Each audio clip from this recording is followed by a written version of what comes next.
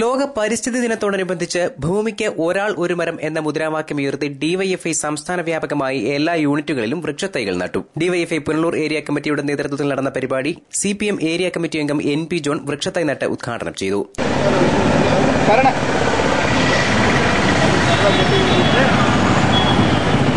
നമ്മുടെ ഭൂമിയെ സംരക്ഷിക്കണം എന്ന് താല്പര്യമുള്ള ആളുകളും പ്രസ്ഥാനങ്ങളും